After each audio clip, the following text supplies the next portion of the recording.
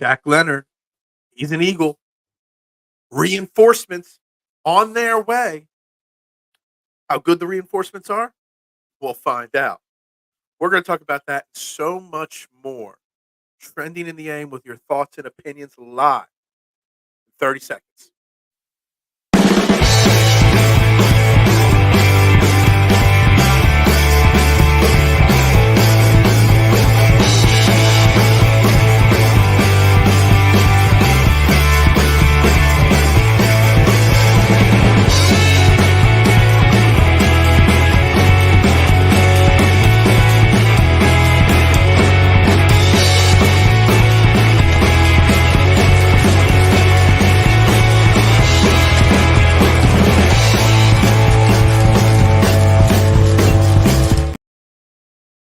And a very good morning, everybody, and welcome to Trending in the AM right here on Philadelphia Sports Network.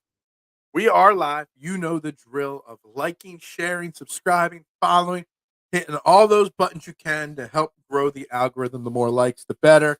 The more comments, the better. The more opinions, the better. I'd greatly appreciate it. I am your host, Phil Stiefel. You can follow me and find me on any social media platform that I'm on. At the Beard of Knowledge right there, as you see on the bottom of the screen. And we got lots to talk about today in Eagles Nation. Go Birds, Zach. What is up this morning? How you doing? We got lots to talk about today.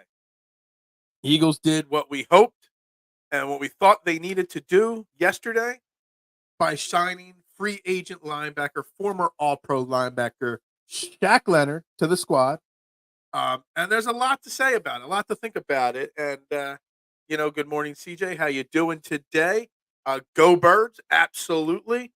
And, I kind of feel at peace right now.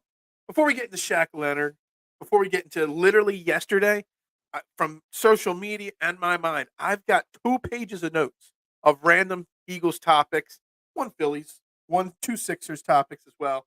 I got 2 pages of notes of things that just popped into my head that I want to talk about. But before we do, I gotta say, I really, really feel at ease right now after the Eagles loss on Sunday. Literally within 24 hours of that loss ended. By the time yesterday was over, I kind of just felt I'm ready to move on. And I hope the Eagles players and team feel the same way. Look, you got smacked in the mouth, nothing you could do about it. You move on from it. You learn from it, you fix your holes, you fill your holes, and you get going. And I kind of feel that way. Like, I know what went wrong on Sunday. I hope the Eagles know what went wrong on Sunday. And one of the first things that went wrong that they have already fixed is their linebacker crew, which it was atrocious on Sunday. I mean, Nicholas Morrow might have had one of the worst linebacker performances of all time. And we went out. What is up, K1? How you doing this morning? No late arrival for you today. And good morning, Adam. How you doing this morning? What is going on? My phone is spinning. I hope my internet's working. Yeah, I think we're good to go here. The Shaq Leonard thing. What's to say? Flyers, another big win. I didn't even know they played last night. Oops. Didn't watch that one last night. I don't even know. I kind of just surfed social media and had Monday Night Football in the background. Shout out to Trevor Lawrence. Kind of brutal there. We'll touch on that a little later in the show. But Shaq Leonard, what are we getting in Shaq Leonard right now? Shaq Leonard, he's 28. He'll be 29. When's his birthday? After the season, he'll be 29. Again, he's a 4-time All-Pro, Defensive Rookie of the Year. I mean, he was a darn good football player with the Colts for 4 years. Last year, injured. This year, very mediocre play. And people are going to expect an awful, awful lot out of Shaq Leonard because of the linebacker situation, because Nicholas Morrow was so bad on Sunday. Zach Cunningham, whether he'll be back or not this week, we don't know. But Shaq Leonard can only improve. I mean, just think about it. We had Christian Ellis, Nicholas Morrow, and Ben Van Summerham, who didn't actually play a defensive snap on Sunday. 3 guys that weren't on the roster to start the season. They were our linebackers. It's not good. Once the game was a no-win situation, I moved on to Dallas. We clearly missed that Cunningham, and field goals don't cut it against winning teams. We should have been up 14, not 6. Yeah.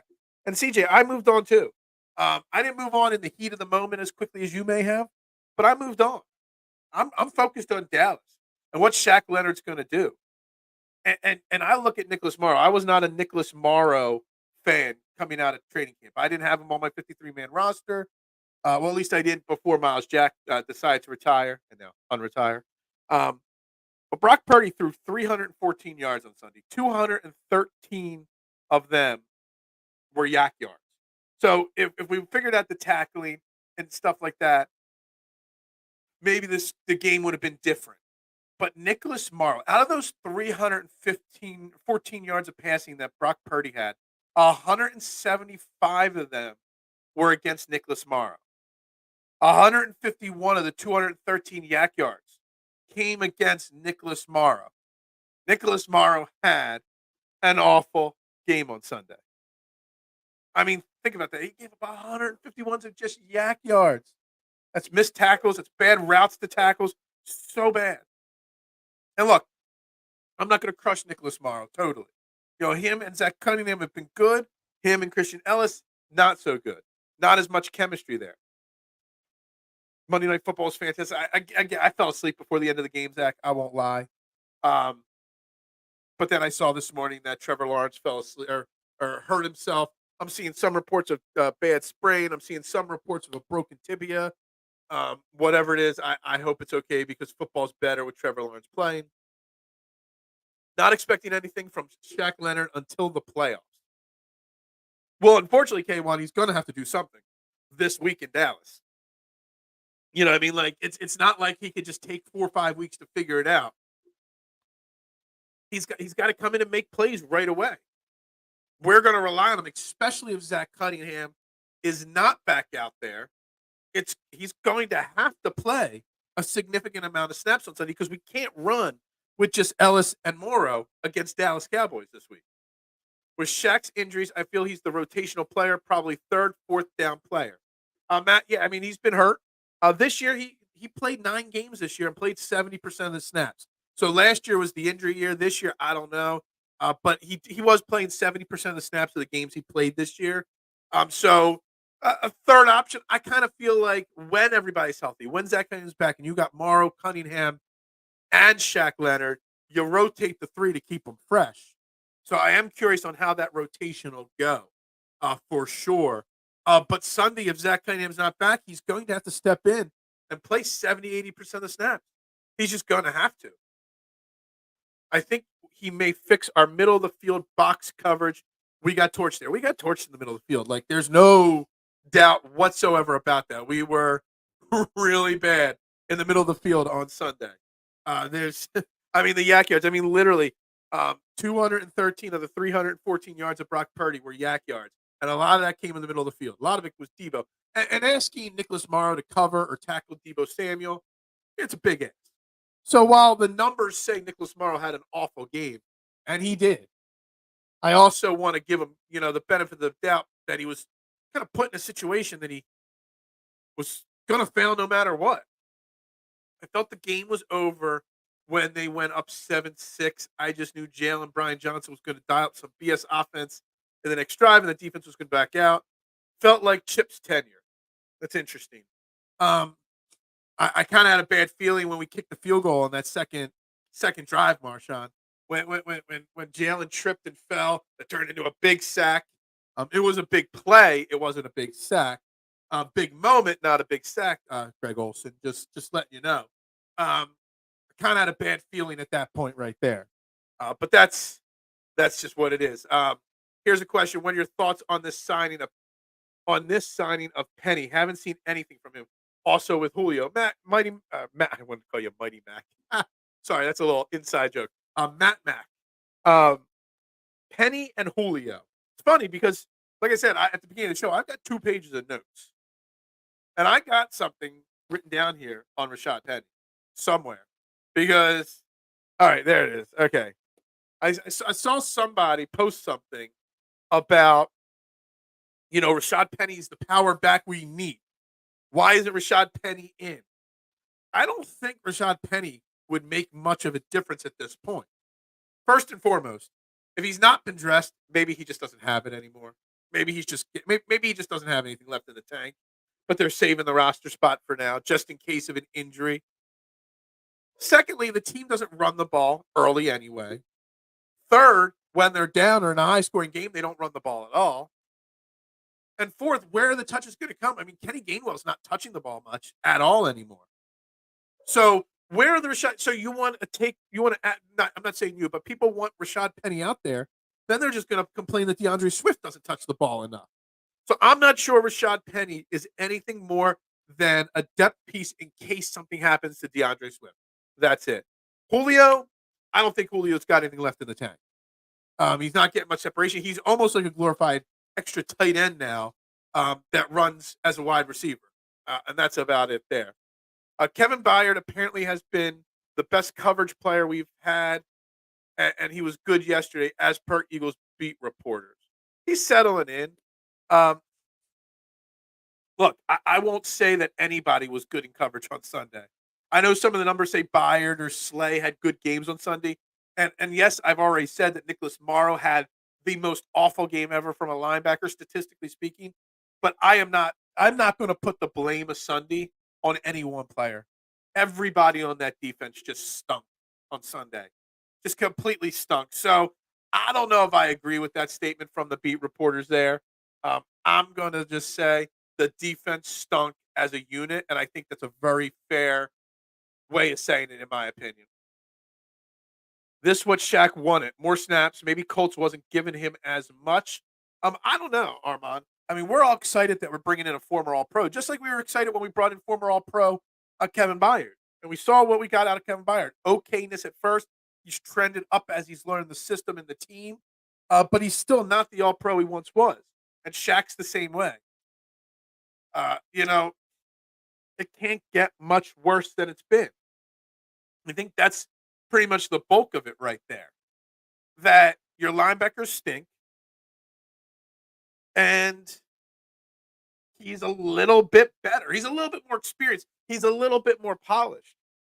He'll be able to come in this week. He's going to be in the NovaCare complex today, I'm sure, signing his contract, doing his physical and whatnot. And he'll be out there in practice on Wednesday, Thursday, and Friday.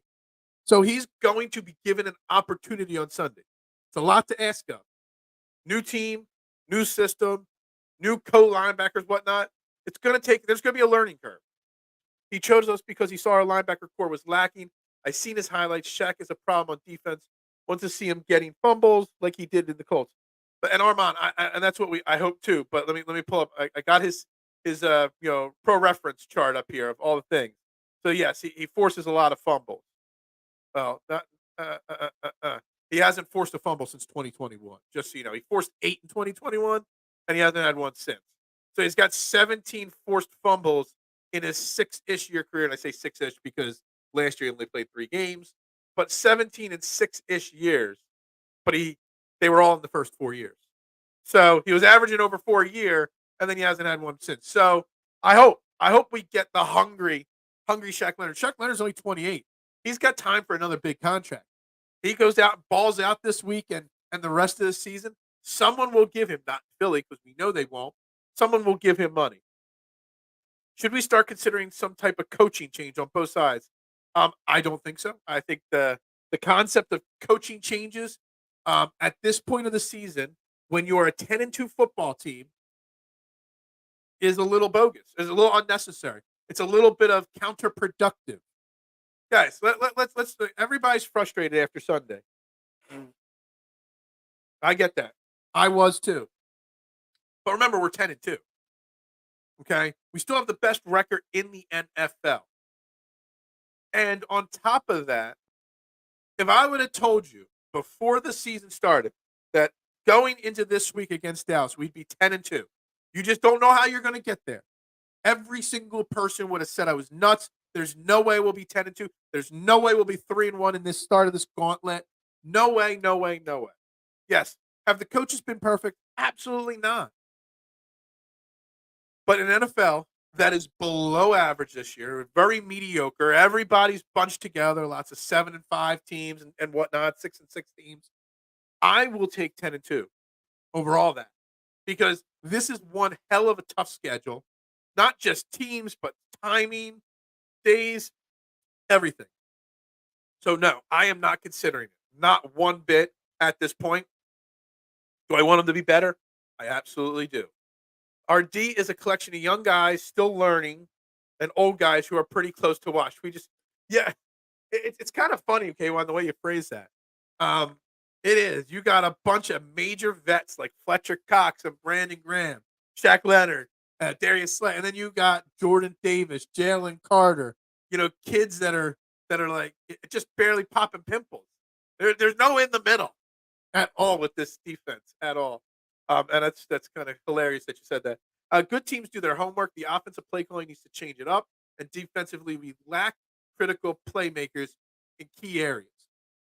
Honestly, outside of our defensive line, Hassan Reddick, maybe Jalen Carter, we don't have any playmakers on defense. I mean, really, like if you need a big play, you need a big turnover, you need a big thing to happen. We don't got it. That's actually a really fair statement right there. Steelers were 7-4 when they canned their offensive coordinator. I know, but they also had gone 56 games without having a 400-yard performance or 58. It was almost 60 games straight under their offensive coordinator that they didn't have 400 yards. So it wasn't a 10 or 11 game sample size, Marshawn. Matt Canada or whatever Canada, Hal to Canada, whatever his name was. It's not like it was his first day on the job. He's been struggling in Canada as the offensive coordinator for a long time. So there's a big difference there, Marshawn. Brian Johnson's been our coordinator for 12 games. All right. For those of us who did college sports, fatigue and health are major factors to performance. Oh, for sure. And I see plenty of people on social media saying, who cares if the Eagles only played 3 games in 13 days? That's no excuse for their performance. Dude, those guys were gassed on Sunday. There's no doubt about it. Our defense is old, especially in the secondary. Absolutely. Our defense is old in the quarterbacks. Our safeties are kind of Byard now brings that age up, but Blankenship's young. Justin Evans he's not playing. Sidney Brown's young. So I would say youngish in the secondary for sure. But our linebackers, and I was thinking during this Shaq Leonard signing yesterday, and it's just the overall philosophy of the organization not to spend money at the linebacker position. You spent about $6 million this offseason on Cunningham, Morrow, Ellis, Nakobe Dean. About $6 million was spent on linebackers this year before the Shaq Leonard signing. And we had last year, now I'll bite it, I wasn't as high as other people were, but you had solid linebacker playing T.J. Edwards and Kazir White. T.J. Edwards signed a 3-year, $19 million deal where you could get out of it after 1 year for a very small cap hit. Kazir White only signed for 2 years, $10 million. Get out of it after 1 year if you wanted to. So you spent $6 million to build around Nakobe Dean instead of spending $12 million and building around Nakobe Dean with Edwards and White. At what point will Howie Roseman have to realize that his philosophy of not paying linebackers might have to change in this new day and age? And I see this. Yes, T.J. Edwards was bad in coverage, but he was a good run stopper. He had a good season. I'm with you. I thought he tailed off at the end of the year. I'm not a T.J. Edwards supporter, but T.J. Edwards is better than Brandon Morrow or Nicholas Morrow and Christian Ellis and stuff like that, massively. And Kazir White was the coverage linebacker. He was okay last year. He's doing okay this year, but Kazir White is better in coverage than Nicholas Morrow and Zach Cunningham. So you downgrade it. And a big piece of this whole linebacker puzzle is the fact that Nakobe Dean has been hurt. The reason why we need Shaq Leonard is because Nakobe Dean, even if Nakobe Dean stayed healthy, we don't know how he would have turned out this year. He was very mediocre in his small little sample size, but he's been so hurt we can't really judge him. They built their team, built their linebacker group around an injury-prone college linebacker that they had high hopes on. He spent the whole entire year basically injured. and now it backfired. But if you had at least one of Edwards or Kazir White, maybe we would have had, instead of say Morrow or instead of Ellis, maybe things would be different right now. So I put some of the blame of this on Howie Roseman. He spent a lot of money on Darius Slay and James Bradbury, and it seems like that might have been the wrong decision. Maybe you spend a little bit less of that. I don't know what they would have done at cornerback without it. I saw somebody say on Twitter yesterday that they should have drafted one of the top cornerbacks and not Jalen Carter. That just shocked me because Jalen Carter's a beast and he's going to be here for a long time, hopefully, and one of the best. But, we already had a pretty deep defensive line at that moment. So I don't know. I just think Howie Roseman has learned from his mistakes in the past. And he's not drafted TCU wide receivers or Stanford wide receivers. He's changing his philosophy, not reaching anymore, just grabbing great talent from great college programs.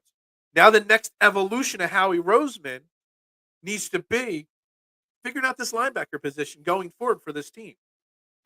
I see a front office comment here. Front office didn't want to pay their playmaking safety last year. I like Byard because he brings semblance of stability to the back end, but we need playmakers in the secondary. Yeah. Like if you need a big turnover, if you need a team to just make a stop and make a play, we don't got any guy like that. Now, Chauncey Gardner-Johnson, that whole situation, I don't know what happened there, honestly.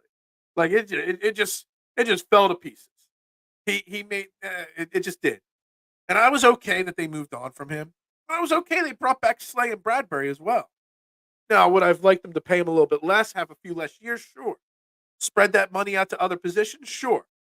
But the percentage of cap that's committed to Bradbury and Slay versus the percentage of your cap this year that's committed to your entire linebacker room is so drastic. And again, this is not a knock on Slay and Bradbury. They're great cornerbacks at some point in their career.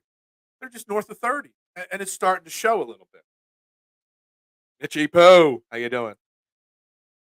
CJ did force Howie's hand. He was ready to move on from Bradbury and cut. Yeah, honestly, and I remember having this conversation on this show, Marshawn, that if Chauncey would have accepted the first contract that was offered to him, I don't even remember what it was. Was it like 326 or something like that? I forget. There were rumors, and if he would have accepted the first contract, Bradbury or Slay, one of them would not be here. Maybe neither would be here. And this whole season would be different. Maybe they don't draft Sidney Brown. Who knows? Like so much changes in the offseason, which then changes the regular season if Chauncey Gardner-Johnson and Howie figure it out before he goes off elsewhere. So it's really crazy how Chauncey Gardner-Johnson shaped this defense by not being here. Imagine how brutal RD would be without Slay, especially knowing that Ricks and Ringo haven't developed yet as rookies, knowing that Avonte Maddox got hurt, knowing that Zach McPherson got hurt in camp. Imagine who would be out there. And again, and everybody talking poorly on Slay and Bradbury, because they've dropped off so quickly. Remember one thing. Their performance last year was very good, but their performance was very good because our defensive line, or our defense as a whole, had 70 freaking sacks in the regular season. Almost a record. The most sacks since 1985. I believe that's accurate. Don't fact check me on that. Like a great pass rush makes your cornerback's job so much easier. This year, we barely get home. We lead the league in almost sacks. Hence, Bradbury and Slade got to do more. The secondary has to do more. The linebackers got to cover longer, and they're getting exposed. So, there's a little bit of both there in that equation. Ends this the year how he finally realizes that linebacker's position that needs more attention? I don't know, Peanut. I hope so. I really do hope so. Because something's got to change. And again, just think about it. I forget. I saw the numbers, and I have so many notes here today. Like if you think about it, it's like 15% committed to cornerbacks and like 4% committed to linebackers. In this league, with the way offenses are run, you need to have linebackers that can tackle and linebackers that can cover. You do. You absolutely do. So something's got to give. Will he do it? He's figured it out in the past. We'll see if he does now. Imagine how he drafted Branch instead of Nolan Smith. Nolan Smith, like at this point, I don't even know what to think of Nolan Smith. I convinced myself that Nolan Smith was a draft pick for the future, the backup plan if Hassan Reddick has to get traded after this year.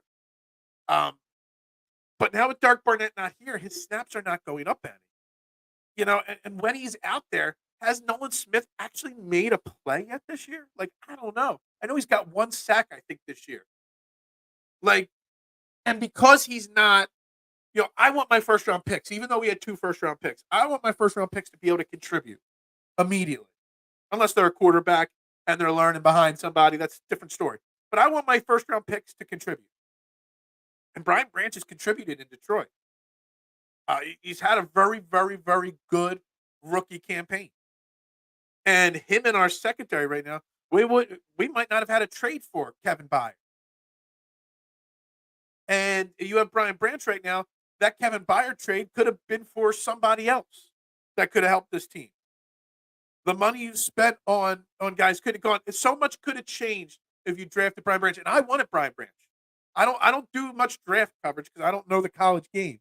But once we get close, I start diving into some of these guys that Eagles fans are hyped for. And Brian Branch was one I wanted, for sure.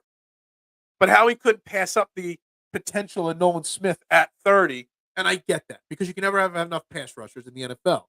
How much of a factor is the new defensive backs coach? That's a fantastic point. Slayton Badbury much better last year over the old one that went to Baltimore. And CJ, that's a great point. There could be something to that. Now, I was excited we got a new defensive backs coach. I didn't know anything about the new guy, but I was excited because we have struggled at developing cornerbacks over the last 5 years. Just think about how many 4th and 5th round cornerbacks Howie has brought in from other teams. Okay, like CJ McGowan was one name. There was a whole bunch of guys over a couple years there from like 2020 to now. He kept bringing in all these guys, former picks that just weren't working out, trying to develop them, and none of them have developed. Most of them aren't even on the team anymore. They've had a serious struggle at developing young cornerbacks. And look, Ricks and Ringo could have had a moment this year. There have been opportunities for them, and they just haven't been able to step up and make the big plays when necessary, or impressed to get on the field even. So it's a problem that maybe the defensive back coach is an issue. There's definitely a possibility in that point there.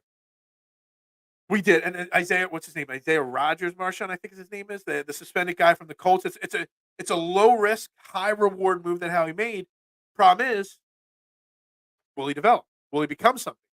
You know what I mean? Because, like I just said, we've tried so many guys. I mean, Zach McPherson, I know he got hurt this year, but he's been here for 3+ years and he can barely get on the field. So we are not developing our young cornerbacks very well in this organization. CJ, did we lose our ace defensive back coach? I mean, that's a possibility that's part of it. It really is. No one was out there the first series, at least. I don't know after that. I saw him out there very early in the game came on. I don't know if it's the first series or not.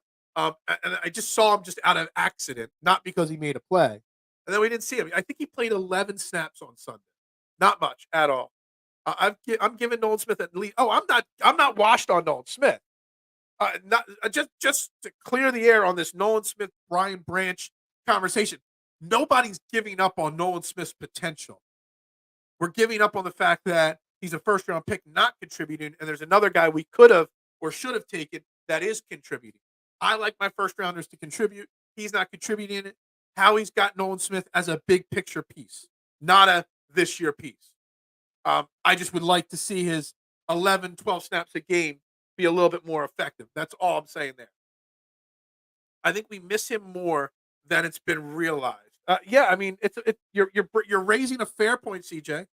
I think I go more towards the pass rush not getting home, but the secondary coach could be a part of it for them. I mean, the old quarterback coach wasn't developing the young guys, but maybe Bradbury and Slay worked better under him. I don't know. Remember, we had the best pass coverage last year, top 5 in turnover differential and forced turnovers, but our defense coordinator couldn't make adjustments. Problem with Desai, he can't get the defense ready in the first half. Look, there's a lot of things. Again, we had the best pass coverage because we had the best pass rush.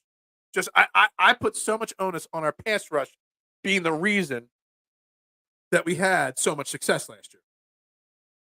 That's my opinion. And the guys that we have out there, Slay and Bradbury, they're just not. They're just a year older. That's all there is to it. Oh wait, no Zach McPherson slander on here. Oh, sorry. I didn't want to. I know he's your cousin. I wish, yeah. But yeah, I'm not slandering him at all. I'm just bringing up the point that we haven't developed anybody that we've drafted or traded for that's under 25.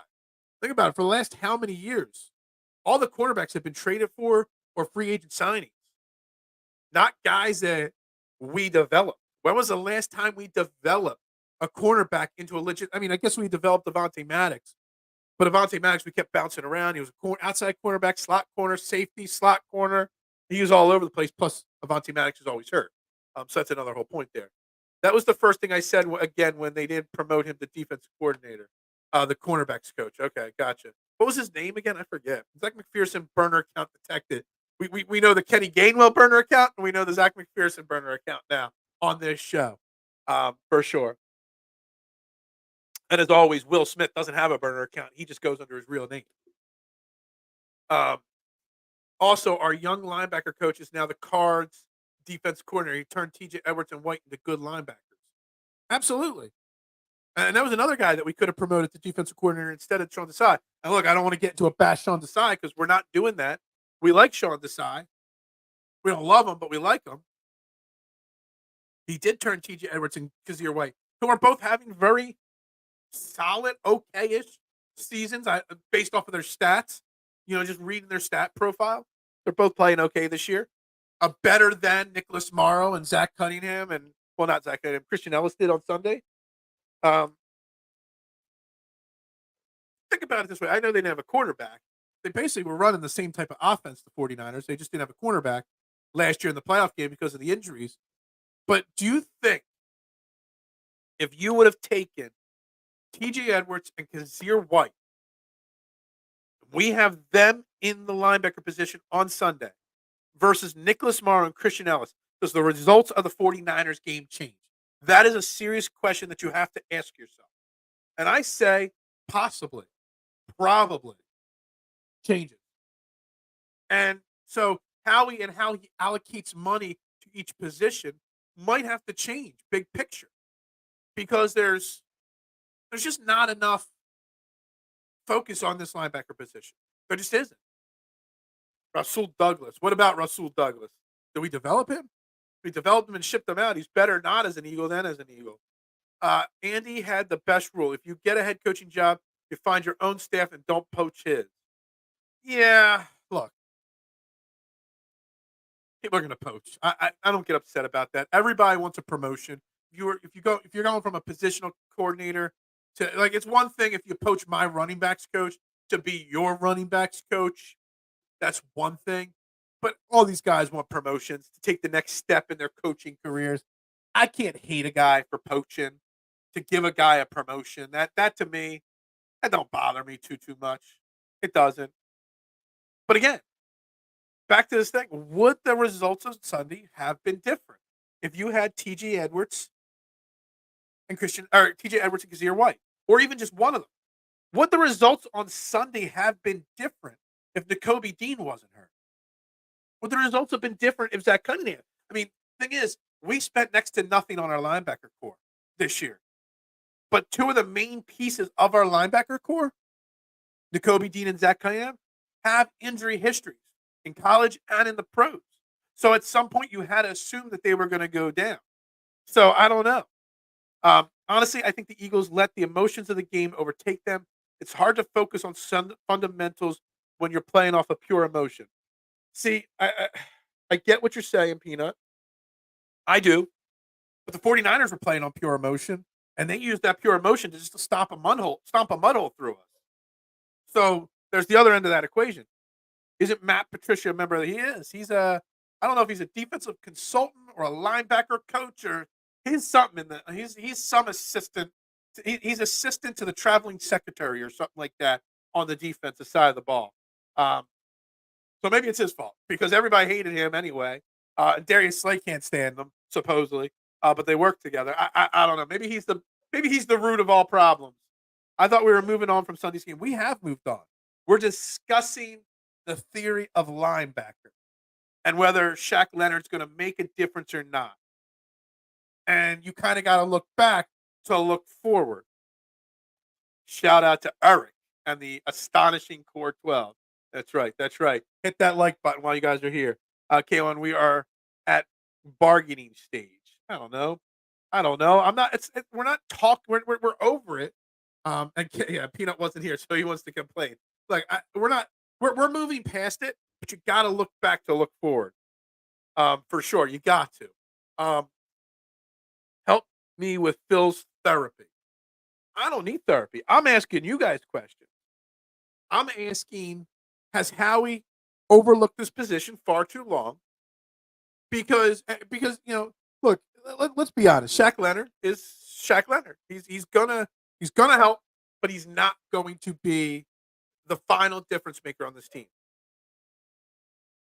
What's the rotation going to look like even? With or without Zach Cunningham? Hell, Nakobe Dean has not been officially ruled out for the season even at this point, I don't believe. Phil works backwards. From the stages of grief. He was at acceptance yesterday. Guys, I don't understand come on. Don't come after me. Hey, what are we doing here? What are we doing here? Come on. You gotta understand. Senior defensive assistant. That is Matt Patricia's title. Yeah, that's an interesting title right there. I don't need therapy. Classic denial. Yeah. I don't need therapy. Adding Shaq is basically putting a Band-Aid over a cancer sore. I haven't heard it called that yet, Peanut. I have not. Interesting. And it's a Band-Aid. Let's be honest. Maybe not over a cancer sore, but it's a Band-Aid for sure. But in the right rotation, if you at least get Zach Cunningham back soon for the rest of the year, it can hold it together. It can give you 6 extra months. You know what I mean? Like, it can survive. But if anybody thinks he's going to come in here and be an all-pro, then they got another story to tell. But I think the bigger issue here is where Howie has allocated the money to start with. The signing of Leonard is honestly awful. Now we have 2 players named Darius who won't want to be called Darius. Yeah, I saw that. Didn't Darius Slay say something? That my name's Slay or something like that yesterday. I think I saw something about that. And what is Shaq Leonard's real name? Darius? I wouldn't even know that. If that's true, I don't even know that. Let's see. What does it does say it on his pro reference page. Darius Shaq Leonard. Man, that's interesting. I learn something new every day. I do. I need therapy too. I dream I kissed a beautiful young woman I never met before, and it wasn't my wife. I'm scared. Well, now that you put it out in public, she's gonna find out, Eric. Eric, you need protection. Yeah, exactly. Yeah. Well, who knows? Man, we're getting way off topic here. Way off topic. With this here. Thanks, Eric. I appreciate that. Oh man. Now I have to refocus here. Now I have to refocus. While I'm refocusing, 40 minutes into the show, 15 likes. Got to do better. Got to do better on the likes. So what is the rotation going to look like? Will they just throw Shaq Leonard out there? If Zach Cunningham doesn't play, a lot of people are saying Shaq Leonard. Now a lot of people are saying the Shaq Leonard signing's awful, which is shocking to me how bad our linebackers played. But if Zach Cunningham does not play, are you going to roll out there with Morrow and Ellis again and have Shaq Leonard just waiting in the wings? Or are you going to put Shaq Leonard out there? Honestly, I've seen enough to know that I'm putting Shaq Leonard out there and the unknown versus more of what we already know, which is Morrow and Ellis aren't good enough to be out there together. Leonard with Morrow, Leonard with Ellis might be the smarter rotation at this point. Are we still talking about our extreme in the comments section here, guys? constructive comments to help this show go, not more Eric dream sequences. What is this like? What was that movie with Leonardo DiCaprio, the Dream movie? We don't want to know what's going on in Eric's dreams. We don't. We don't need to know. Unless they're Eagles related, we do not know. The signing is A plus. The player we signed might end up being a B to C. Yeah, so like the decision to get him, especially knowing that he also was considered in Dallas, who does need linebacker help as well, bringing in the best available linebacker on the market is a smart move. Look, the Ndamukong Suh and Linville Joseph, we didn't know what they had left in the tank last year, and they provided a spark for sure that helped us get to and through the playoffs. And honestly, by bringing in those two guys, it pushed Jordan Davis aside even when he came back from injury. So, Shaq Leonard is going to help. It's just a matter of how much he helps. Question: what did the tape show from Robbie? It's being said that he had a really bad game as well. Well, Brandon Robbie is the slot corner. We got beat over the middle massively. I saw somebody write down everybody and how they performed. I only wrote down the linebackers stats. I thought I wrote down Slay and Bradbury too. Where did I write down all these stats? I got way too many stats. I gotta do color coded on my stats here.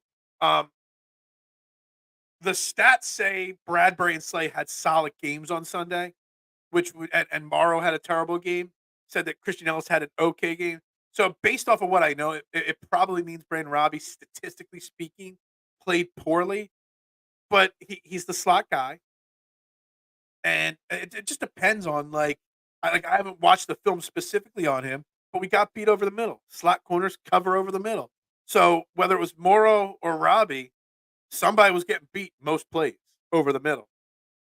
Although Deebo Samuel played well, Brandon Ayuk was fairly held in check. I don't know. I would have to go back and do some digging on Robbie, but he hasn't done anything special since he's brought here. He's been hurt. He's played okay. He's no Avonte Maddox in the slot. There is no doubt about that. But specifically speaking, I haven't seen the tape. I haven't seen anybody even mention his name, and I've been on Twitter the last 2 days, nonstop, CJ, nonstop, and I haven't seen one person mention his name, good or bad. So I don't know if that's good or bad. Back to football, yeah, exactly. You're in a 2-minute timeout, Eric. That's all I'm going to do. I'm hoping the Niners game was just a bad dream. We're going to get back to that in a second. Some of these other, because we got someone with a Dallas Star chiming in, worth the risk, decent signing. Hey, it's worth it, Lucio. And look, you know what? We can have fun with Cowboys people in here. We're not going to bash you. We're an open minded. The tagline is where your opinion actually matters. This show. Part of what makes the signing so good is that if we didn't sign him, Dallas was going to sign him, and you guys in Dallas need a linebacker too, with what's his name getting hurt, and again for the 400th time, Van Der Esch or whatever. So that part of it, in and of itself, makes the signing decent. That we're keeping him away from you, but also because we are desperately thin at the position. The linebacker rotation is fart juice, then turd sandwich, then followed by a schmegma. Yeah, basically. See, I'll even like the comment the Cowboys guy put up there. I'm hoping the 49ers game was a bad dream. And I'm going back to this comment from K1 because this is basically, if I was Nick Sirianni, this would basically be my message to the team. Yo, just move on. Forget about it. Block it out. Forget about it. Throw the tape away. Let's get back to work and focus on Dallas because there was no good in that game, especially defensively speaking. The Kevin Byard trade was an A grade. His production has been B minus. Yeah, I would lean towards the B minus versus the B side of that, Marshad. But he took some time to adjust. But also the trade was an A. His production was a B.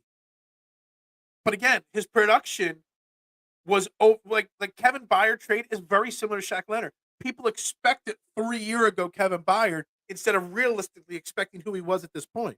Shaq Leonard, do not expect 2021 Shaq Leonard. Expect 2023 Shaq Leonard, who is an okay player. I never sat on my sofa and been so happy. I didn't go on Sunday. Oh, that's right. You were supposed to go to the game on Sunday. I guess you did go. Didn't you ask me for a ride? I'm like, I don't go to games. Zach Cunningham hamstring injury is going to linger if it's serious. Ellis just can't get it done. Morrow's very mediocre. See, Nicholas Morrow was pretty better, was slightly better than mediocre when he had Zach Cunningham opposite. You take Zach Cunningham and his experience out, and you put Christian Ellis, big difference. That's what Shaq Leonard maybe can fill that Zach Cunningham, veteran leadership role next to Nicholas Morrow. And I agree. I hate hamstring injuries in sports, especially if you rush them back. Um, I hate it because it can just linger and be a problem nonstop for so long. We as Eagles fans are in no position to bash anyone. Absolutely, Marshall. That's why we keep it fresh here. We've had I had a 49ers fan on this show, Gavin, last week, and we had a very fair, logical conversation about the Eagles versus the 49ers. No bashing, very professional. I keep things cool. I keep things cool. I don't trash talk like I used to. I want to have a very, fair conversation. So Cowboys fan, if he wants to pop in and comment, we welcome all Dallas Cowboys fans on this show, except for the trolls. That's funny because yesterday I always go back. I say it at the end of the show. I check all replay comments, and yesterday I had like 10 replay comments from 49er and Cowboys fans calling us trash and stuff. They're all just a bunch of trolls and trolling type comments, and I responded with a bunch of thumbs up to them all because it was hilarious. Right now, it shows Swift as questionable. Well, Swift got banged up pretty hard. We'll see. Practice is going to be interesting this week. Kittle was mid. George Kittle is far from mid.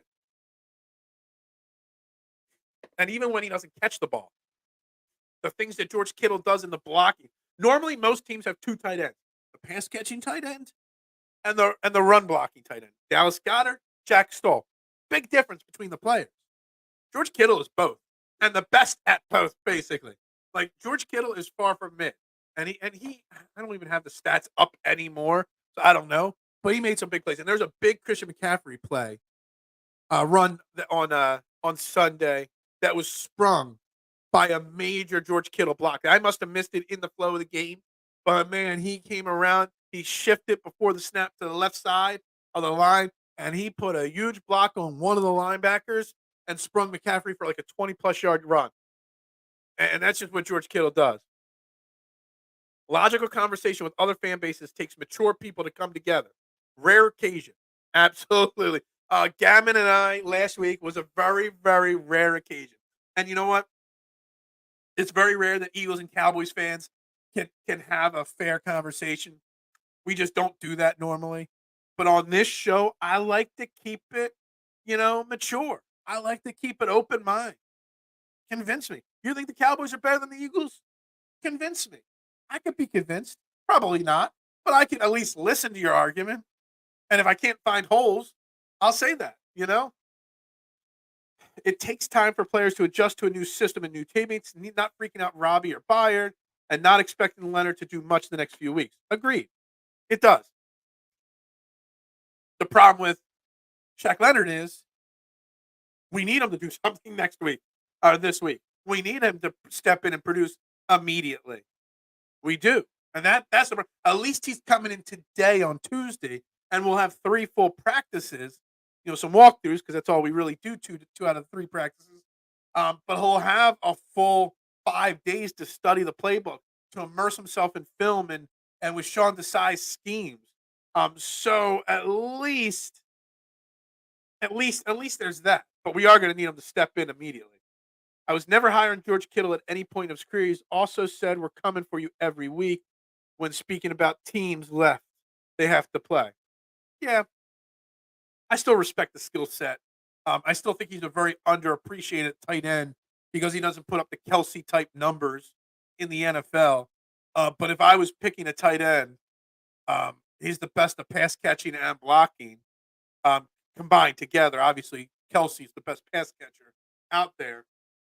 I wouldn't put outside of Kelsey. There might and Mark Andrews might be the only 2 tight ends I put ahead of Kittle in the NFL right now.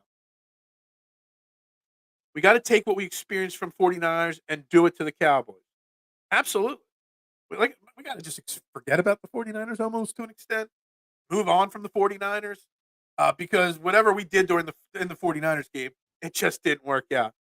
Core 12, we are far from mature in the comment section.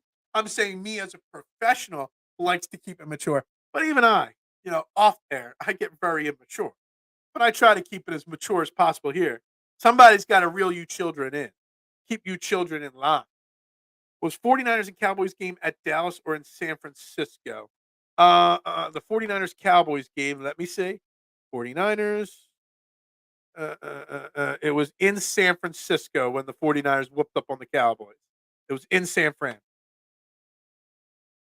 Without a shadow of a doubt. Yeah, without a shadow of a doubt is right. Or Tuesday, if you're a chap 12. It's Tuesday. Is that how he pronounces it? Tuesday? Tuesday? I can't even fake the accent right now very well. But look, back to these comments here. Look, the linebackers. I mean, I didn't want to spend the entire show talking linebackers, but with Shaq Leonard being the new name, obviously it brings a lot to the table to discuss. And I just can't get over the dollar amounts. Like no offense. Again, I was not a huge Kazir White TJ Edwards fan. But combined, you could have brought them both back for $12 million, basically on a 1-year deal. Because if you look at the deals they took, TJ Edwards at the end of this year, if you cut him, it was a $3 million cap hit next year, and that was it. If you brought TJ Edwards back and you cut him after 1 year, it was a $2.5 million cap hit, and that was it for cutting him. Combined, guaranteed this year, they're making like 12 something a million. So we really could have done so much more. Good morning, Chandler. How you doing? Thank you for the kind words. Any thoughts on the Eagles? The signing of Shaq Leonard, drop them and make sure you hit that like and subscribe button. Greatly appreciate it. And I'll have to check out your show. What's it called again? Bird's the Word. We'll have to check that out maybe later today. But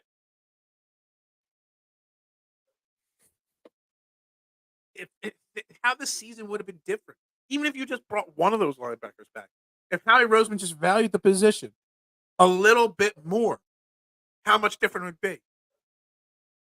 And again, I think the big picture of the linebacker situation really falls on the Nakobe Dean situation. It really does. Like, I was a huge fan of the idea of bringing Nakobe Dean in here. Huge fan of drafting him in the 3rd round. A very low risk, high reward because it was a 3rd round pick, not a 1st round pick. Yeah, I knew the injury history and whatnot, but I still don't get, why Howie had so much faith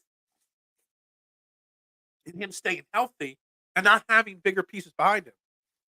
I also wonder if the Miles Jack retiring had anything to do with the way this season has played out at the linebacker. He might not have anything left in the tank, but if he decides to stay with the Eagles and not retire and then come back, and you have Zach Cunningham, him, Morrow, all there, maybe we're a little deeper. So maybe it's not just that Howie Roseman doesn't value the linebacker position.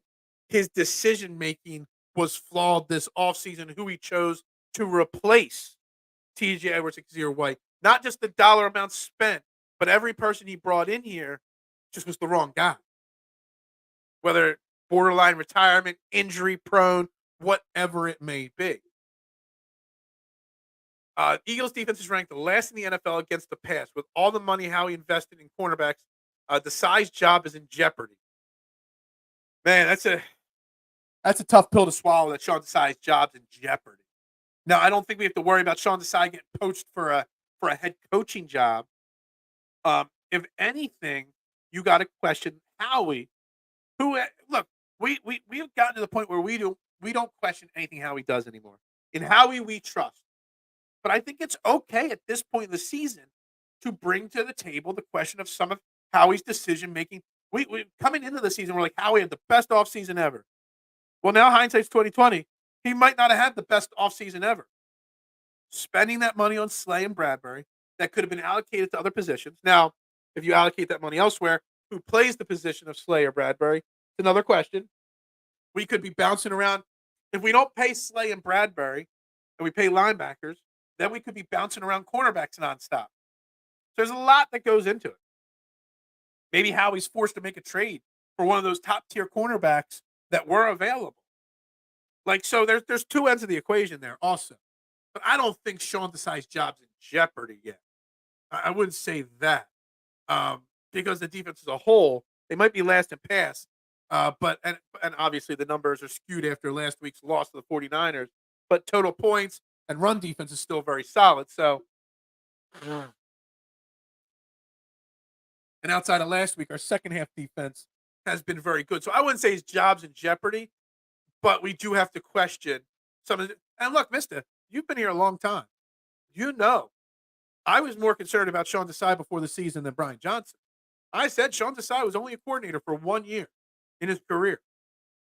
And he totally bombed in Chicago in 2021. I'll buy it. That was a terrible Bears team, terrible head coach, terrible organization at the time. Still is to an extent. But, I questioned Sean Desai and the decision there. For sure. Just saying.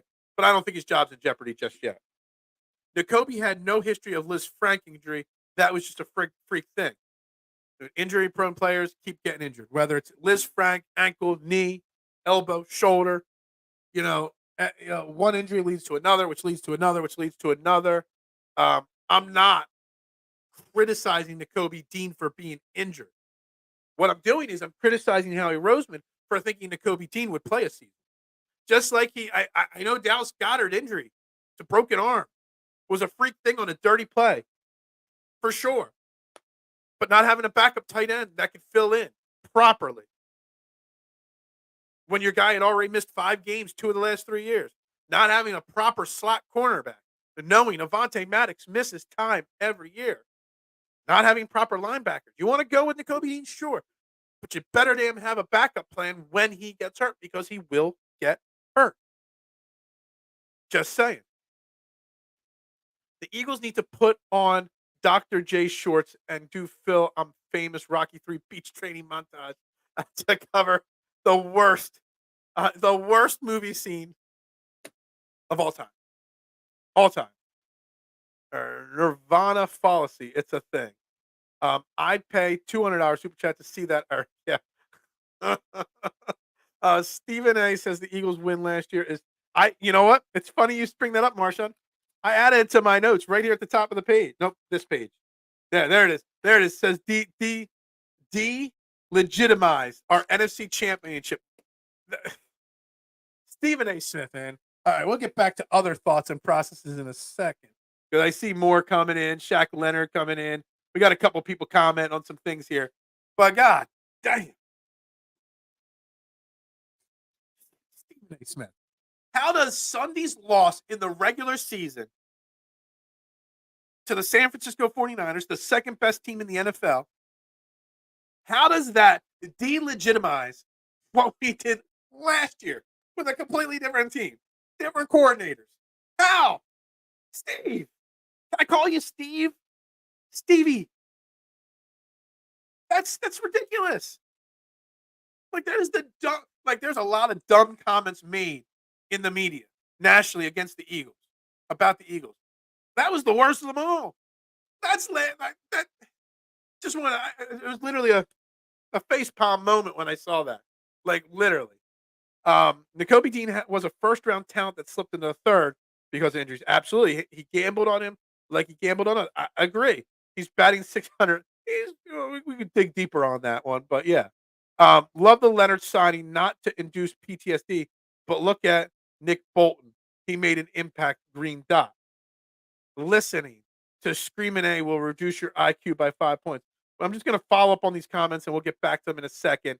Leonard is washed very well. Could be. Also has the Niners win the Super Bowl. That says a lot. Stephen A is the Jim Cramer of sports entertainment. Stephen A is a shock rating merchant tuned out. I don't watch those shows anymore, just so everybody knows. Segue into a $500 super chat. That's right, for the hard reset. All right, we'll get back to the comments in 1 second here. It is 9 a.m. in the morning, hour into our 90-minute show. You are watching Trending in the AM right here on Philadelphia Sports Network. We got 27 people watching right now, 20 likes on YouTube, 7 on Facebook. Make sure you hit that like button. Make sure you hit that share button, subscribe button. We are here every day, 8 a.m. for the newbies that are jumping in today for the first time. But those likes and shares and subscribes help grow the algorithm, help grow the show every single morning. And I greatly, greatly appreciate each and every one of you doing that. And also, I greatly appreciate each and every one of you tuning in every single morning. But with that, the reset's over, and we're right back at it, right back to the comments. And there are so many Stephen A. Smith comments coming in because of that. Like, how many times do we have to have the national media narrative conversation on this show? Who does Dan Sileo root for? He hates the Eagles hard. I have no idea. I've tuned out all these guys. I only see these guys' comments when Stephen A. is a Cowboys fan. Stephen A. is a fan. Lucia, whoever the hot name is this week. Stephen A. is exactly what one of the other comments said. He is a shock jock radio. He went to the school of Howard Stern radio. There was a one point in his career, Stephen A. Smith was a legitimate reporter, specifically on basketball. His basketball work was very good back in the 90s. But he's just shock jock radio, shock jock TV, stealing wives. That's all he is. F what people say. Go Birds. Absolutely, Joe. Philly. Absolutely. Yeah. F Sileo. The chump banned me. Oh, well, I haven't been banned by him yet. But still, I just want to know. Like, it's one thing. You want to say the Eagles are terrible? There are going to be a lot of people in power rankings that have the Eagles not even in their top 10 anymore. All right, whatever. You love Dan Sileo. You're nuts.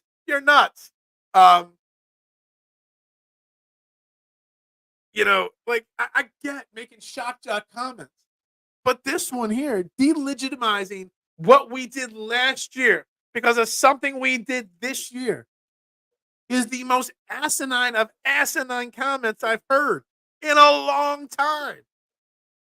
Like, last year makes no difference. What is going on? I hate national media. I hate big name media. That's why you should turn that crap off. Listen to PSN, Trending in the AM every single morning, because we don't do that kind of stuff here. We have real conversation. Philly is the Bermuda Triangle of media support. You're either with us or lost in the fog. That's a great way to put it, Chandler. I like that. I like that philosophy on it right there. It is. It's crazy. It's crazy. It really is. And guess what? Tomorrow, power rankings. I release my weekly power rankings for the newbies, every single Wednesday on this show. And I still got the Eagles number 1 over the 49ers. One game does not change an entire season. One loss does not say the Eagles are done. The Eagles are still the best damn team in football record-wise. You had the Chiefs go down this week. You had the Jags go down this week. Everybody still thinks the Chiefs had the best shot to make the Super Bowl. They got 4 losses on the season. I'm not moving off of my Eagles yet. Now, Dallas and Sunday could be a different story if we go and we blow that game. But hell, even if we lose to Dallas on Sunday, if I would have told you we were 10-3, 13 games into the season, every single person would say, excellent, I'll take that without a shadow of a doubt, K1. And yet, if we lose on Sunday, the world's falling to everybody. Even though, big picture, 10-3 in this NFL is still controlling your own destiny, especially with the Giants twice and the Cardinals in the final 3 weeks. This game is the Washington loss last year. Yeah, the 49ers game? Yeah, absolutely. Look, everybody wrote us off then. Hell, everybody wrote us off when we only beat the Texans by whatever last year. Everybody wrote us off on that 1-point loss or win against the Colts last year. That's all. I don't know what this is for. But yeah, if that's peace out, great. I don't know. I'm not even sure what you're signing me for there. It's so funny. The national media, the national narrative. It's just I don't even know how to feel sometimes. When, like, do I want to criticize them and give them the time of day, like the time of my own thought process? I kind of have to. But on the flip side, it's like, And if we just stopped listening, if every single person just tuned out of these guys, maybe they wouldn't have the platform they have anymore. Maybe. I don't know. But it's frustrating. No, the Jets game is more comparable to the Washington loss. We played down to the competition. We just got outplayed and outcoached in the Niners game. Look, the Jets game is going to be one that haunts me, but we moved on from that loss. That was almost a worse loss than the 49ers because the Jets were not a good team. They were still starting Zach Wilson, which on a side note, the Jets might want to go back to Zach Wilson, but yet Zach Wilson says, I don't know if I want to be back as your starting quarterback. There's a whole episode of a player's desire to play football right there that we could have on the person Zach Wilson. We're not going to have that. We're not a Jets guy here, Jets team here, Jets show here. But it's something there that needs to be discussed with Zach Wilson. Eagles lose to Cowboys. They do not control their own destiny. I guess maybe statistically speaking, but I still think they would have the ability to win out. But 49ers still have 2 tough games left on their schedule. The Cowboys still have 3 tough games on their schedule. If we win out after Dallas, it puts us at – so that would be 3 – if we win out after Dallas, it still puts us at 14-3. Are you telling me that everybody else, the Cowboys or 49ers are going to be better than 14-3? That's just my thought process there. So the Flyers beat the Penguins 2 games in a row. We have that going for us. Yeah, you know what? Honestly, Big Al, I love the Flyers, and I've been trying to bring Flyers back into the conversation. Hell, I made a new intro video. It sucks, but I made it myself, all by myself. I even put the Flyers in the intro video because I think they deserve some credit. But you know what? It's Eagles right now. Hell, I got Sixers and Phillies notes down here, and we're what, like 80 minutes into this show? We have 70 minutes in this show. Haven't even thought about mentioning them. Even if y'all lose Sunday, most likely you'll win the division. I don't want the division, though, Lucio. Because our team is so banged up, the Eagles need the first round bye, which means you got to get the number 1 seed, which means we got to finish ahead of the 49ers as well. And I know some people will say the 49ers have a better path to an extent because they beat us and that they'd own the tiebreaker. But they still got the Ravens and the Seahawks on their schedule, amongst other games, where we've got Dallas and then we got Seattle and then we got nothing but cakewalks at the end. Teams that are going to be packing it up, packing it in, ready for the offseason to begin. Yeah, the question for y'all is the first seed. We need that first seed more than ever, not just because of the home field advantage for you guys coming to Philly to play a playoff game, but also we need that 1 seed so we get that bye week. Jalen Hurts is going to need time to rest. For as many young greats on our team that we have, for every young player on the Eagles team that you can name, there's an old veteran opposite him that needs a breather. Look at the target distribution. Last few games, quarterbacks doing so much better.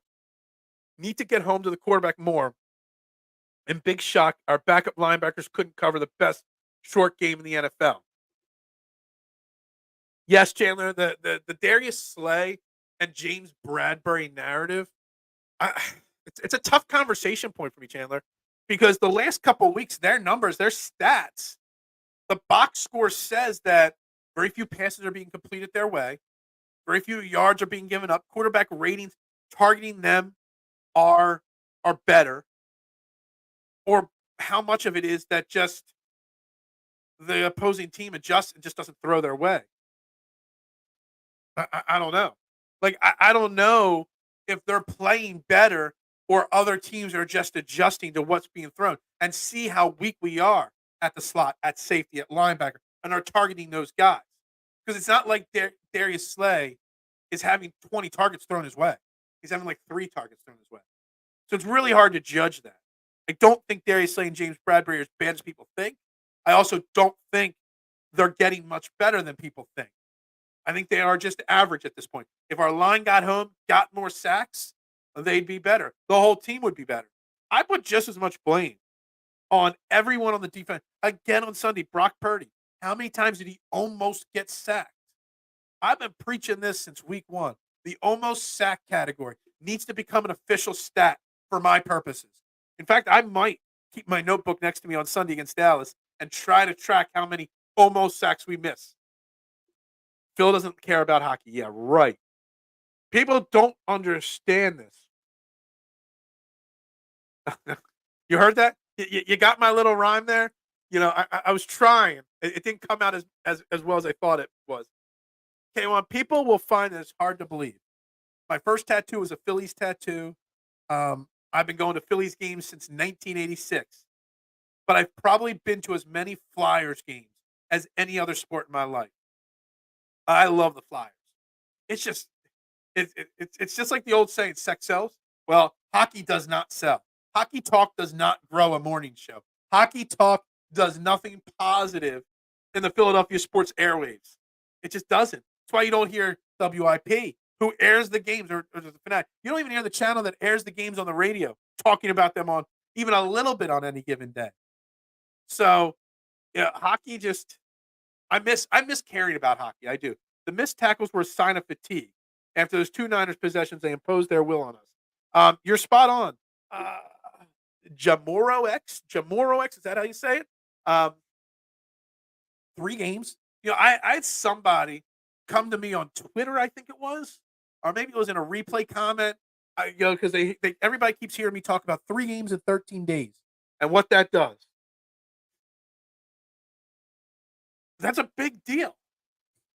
And someone's like, what? Every team plays 3 games in 13 days all the time. No, they do not. Like it's not just the 3 games in 13 days. An overtime game the week before, 170 snaps in the previous 2 games. Like the defense is just gassed, like beyond belief, gassed. So there is that to it too. I think if we just say you take the exact team of the 49ers on Sunday and the exact team, no more players, no less players, whatever. You take that exact game, give the Eagles the first round bye, and then play the 49ers round 2 of the playoffs in Philly, we smoke them. Well, maybe not smoke them. We beat them. No. We don't smoke them. We beat them. With a rested defense, that game is 100% different, and I do not doubt that at all, that fatigue played a part in it. Bad play, injuries, a lot of things played into it, but fatigue is definitely, with this, and this is a perfect point for K1's words, without a shadow of a doubt, fatigue played a role in Sunday. Absolutely. Phil lays awake at night and says, and whispers, almost sack. I've instead of white noise playing, I have it playing in the back of my ears. Almost sack, almost sack, almost sack, almost sack. Apparently, the size coverage schemes allow for our defensive backs to decide whether they play press or coverage. Didn't know that. 97.5 is the Sixers and Flyers, WIP, Eagles and Phillies. And none of them are trending in the AM. I mean, they're always complaining about ratings over there. Their ratings would fall even further if they put me on the air, without a shadow of a doubt. What's that, my 4th time saying that today? It's a big deal, especially through this stretch, and then had a mini bye. Yeah, this schedule did us no favors.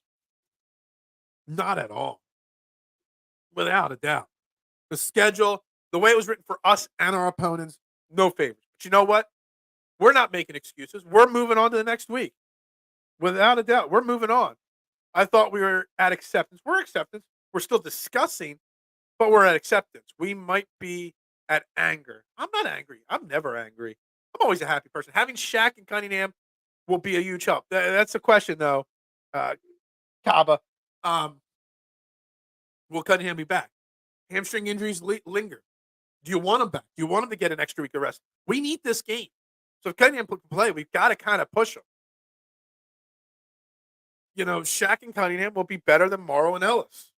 You'll mix Morrow into that trio, and then we'll go from there.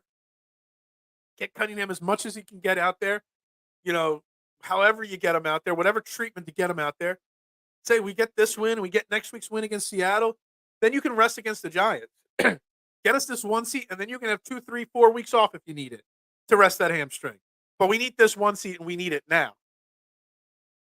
So, yeah, for sure. Phil's crushing the Kubler-Ross scale. I ain't crushing nothing. I can't win with the morning show. Sometimes I get 100 views. Sometimes I get 250 views. I only got 20 likes on this video today. I can't win. I'm not winning on anything right now. I'm not crushing anything right now. If anything, I'm stalling right now.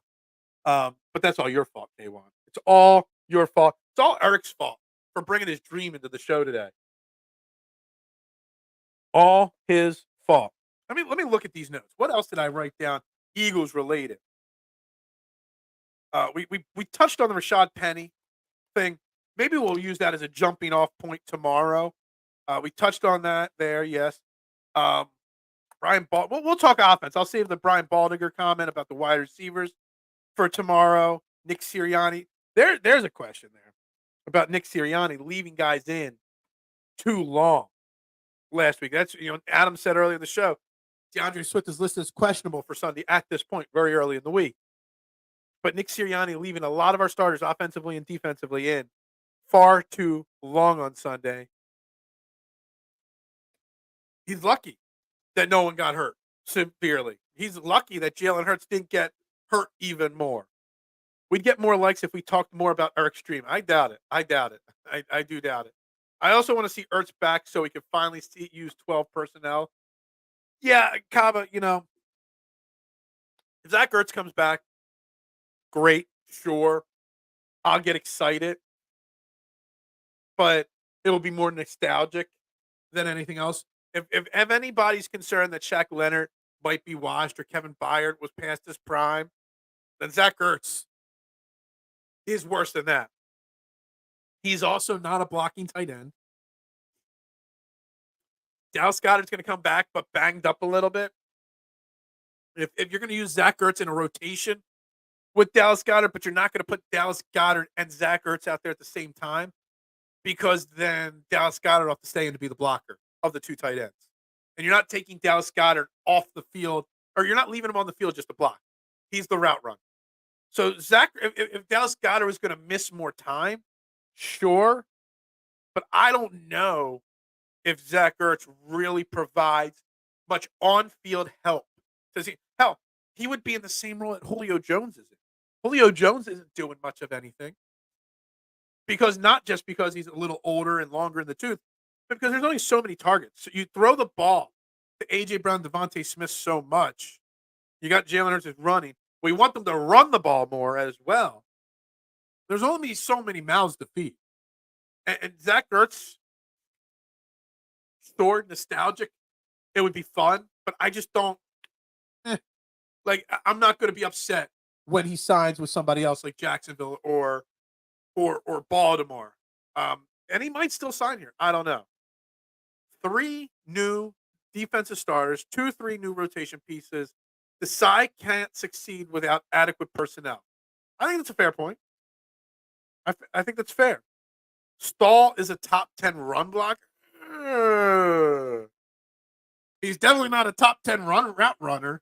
He's definitely not a top 10 pass catcher as a tight end. Stahl's okay. I wanted an upgrade from Stahl. I wanted Zach Ertz before week 1 of the season started when there was rumors he was on the block. Now at this point in the season, now that I see what our team is, I don't know if he's needed, but yeah. Eric, your dreams, man. It's all about you. Kicked it off with a therapy statement. Oh, okay. Gotcha. K1's fault. Yeah, you dreamed about Julie Ertz and half of the Delaware Valley, probably. Is Zach Ertz better than anything we currently have, given the fact that this is this is not a 12 personnel defense that we run anymore. If you're going to run 12 personnel, who's coming off the field? So I don't know that it's a necessity at this point. It's a fun idea, but I don't think it's a necessity. We stink at desperation if that comes true. Yeah, I don't know about that per se. Look, it wouldn't be bad. The morale in the locker room would love to have somebody like Zach Ertz. He's loved by everyone in the NFL. Any locker room, whether they need him or not, that adds Zach Ertz would be extremely helpful or happy. But he's not going to play cornerback. He's not going to play safety. He's not going to play linebacker. He's going to play third-string tight end. So, yeah, you get Grant Calcaterra on IR, or you put Albert O on waivers, whatever. But Albert O don't do nothing. So you're replacing somebody that does nothing that might have some value down the line was somebody that's not going to do anything and actually can do less than some of the others. At least Alberto and Grant Calcaterra play special teams. Ertz ain't playing special teams, and you're not going to bump Dallas Goedert down to special teams for it. So I just don't. I don't get the. I get it, but I don't. I don't think it's necessary. Is I guess the easier way to say it. If 49ers were smart, they would have let Mariota score a couple touchdowns just to start a quarterback controversy in Philadelphia. Ah, that's funny. I like that. I like that. That's high quality entertainment there from you, Mister, on that one right there. Trade Bradbury for whatever we can get for him. Draft Kool-Aid, McKinsky in the first round. Draft Jeremiah Trotter Jr. if he does well enough. Sign Shaq to a 1-year deal. Man, Zach is so over this season. He's already got his entire off-season plan mapped out. Zach, no offense. I love you. I appreciate your support. I am not worried about next offseason already. I know there's draft experts that are doing it, but I'm not focused on the draft at all. One iota right now. I'm focused on Dallas. And now we can do better than we did against the 49ers. I'm not worried about off-season moves yet like that. And I think that's too far off. Only so many targets. I want Ertz too, but he's an 8th-inning pinch hitter right now. Yeah, probably take Julio's red zone reps. And what's Julio doing? Julio's doing nothing. It's basically bringing in Zach Ertz right now is the exact equivalent of bringing in Julio Jones when we did. It really does nothing. But it might help morale. It might help the locker room. Not that the locker room needs help, but it'd be an extra boost. It's someone the fans love. There are positives to bringing in Zach Ertz, but Zach Ertz is not going to win us a game, and Zach Ertz isn't going to lose us a game. Zach Ertz is just going to be there. He's just going to be another quiet piece at it. How does other quarterbacks utilize their multiple weapons, and we can only have one guy go off at a time? I don't know. Only one wide receiver or Deebo Samuel went off. Kittle and Ayuk were semi in check. Both our wide receivers, Smith and Brown both had 100 on Sunday, didn't they? So I don't know. This is the worst therapy session. Nah, we're having fun today. Therapy was Monday. Today is having fun. While we are at it, why not unretire Deshaun, cut Mariota, and unretire Vic? Hey, I saw some footage of Deshaun run some routes on the sideline Sunday. It looks like he's still got to move. He's got a few extra LBs on him. Maybe he can play linebacker. I don't know. I feel better already. I feel great today. I'm feeling great. I am. Sorry, Zach. I love you, man, but I'm not worried about the offseason. Zach got Cancun plans already. Yeah, he's like some of the other people out there that they got their tee times booked already. We lost the 49ers. We should be booking our tee time. I don't. I'm not ready. I'm not ready at all to move on. Can't wait for our next session tomorrow, 8 a.m. because we're here every day doing this. K1, Eric's dream got you feeling. Yeah, K1's going to go to sleep and see if he dreams similar. I like to live vicariously, Martin. What can I say? Yeah, okay. Phil's idea of fun is awful bowels of misery. You know what, Marsha?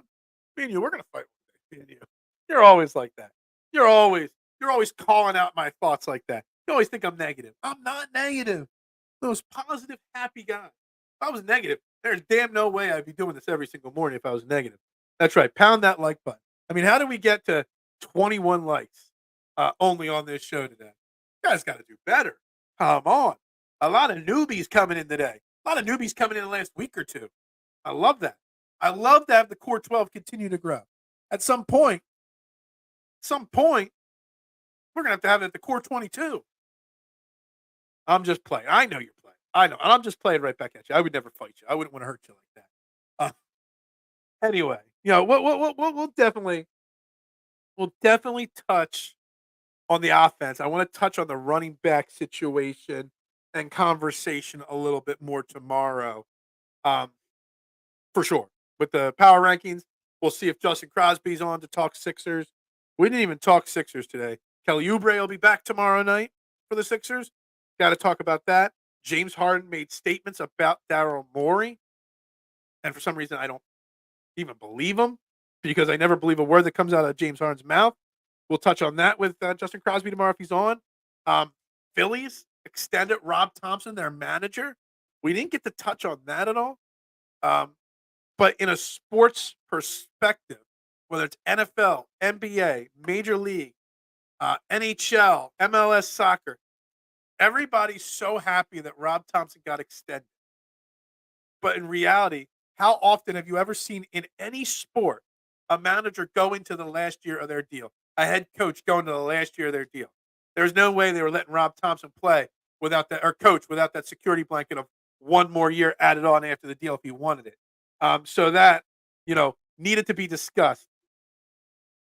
Now we got to wash this Eagles loss with Sixers talk. Look, there's some Sixers things to talk about. They've had a long layoff, so I kind of feel like I've kind of forgot about them for a few days now, but there's some interesting things happening with the Sixers for sure. Shaq Leonard better be in the facility right now.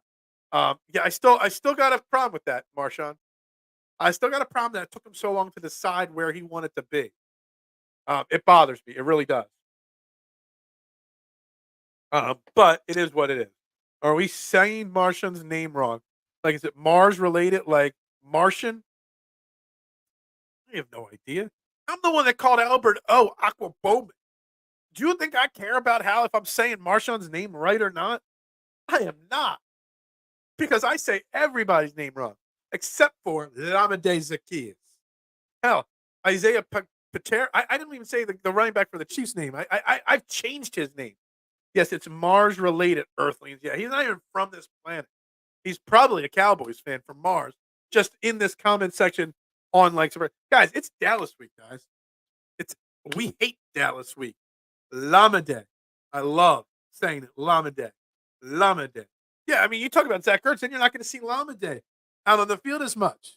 We don't want to lose our Lamade. Why would we? Anyway, we'll pick up with offensive talk tomorrow. Power rankings tomorrow. Sixers tomorrow, of course. There, I touched on the Phillies and Rob Thompson.